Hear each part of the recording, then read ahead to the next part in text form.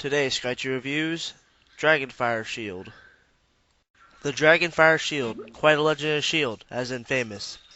Within the release, thousands flocked to the King Black Dragons, Iron to Steel Dragons, and even Wyverns in hopes of getting one.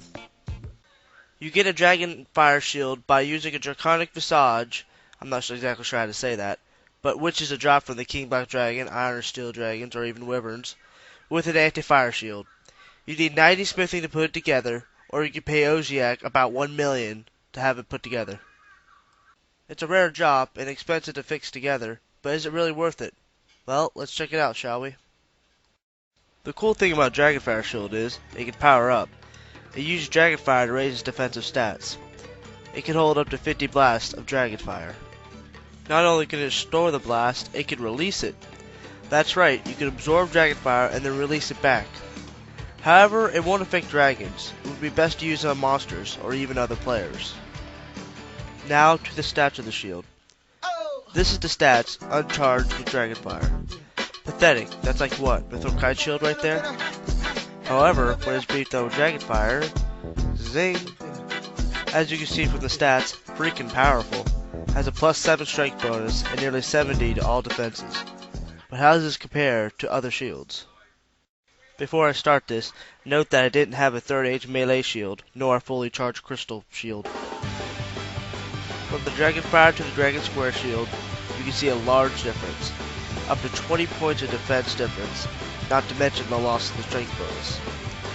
From the Dragonfire to the Obsidian shield, yet again another large difference. 30 points of defense less, and also 2 less strength bonus. The only thing they rank close to is range defense, but Dragon's Fire is still better by 7 points. Compared to a common shield and a very useful PK tool is the Rune Defender. As you can see, there's 2 sides to this.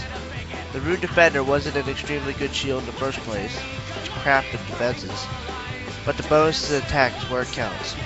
It's a less strength bonus and way less defense bonus than the Dragonfire, but the attack power make up for it. Personally, because the shield will protect over the Missile Whip, its value is at 80,000 while the whip is valued at 48,000 at the general store. I don't see people using it in the wild. Rune Defender will still be the melee's PKer's choice in shields. Extra tips. Some extra tips for the Dragonfire Shield is, it can stack with a Dragon Dagger special, meaning that right after a blast from the shield, a Dragon Dagger is special right on it. This works with any attack, but this can be helpful for hitting 3 damage splashes at once on your opponent. Dragon Bolts can release Dragonfire special when enchanted. However, this will not charge your shield.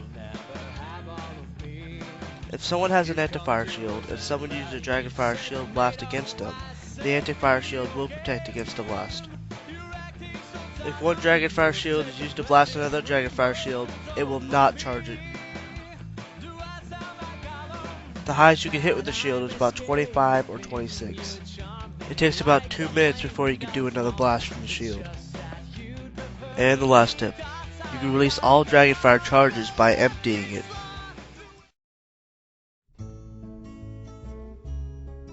It's got great defenses and a strength bonus when fully charged.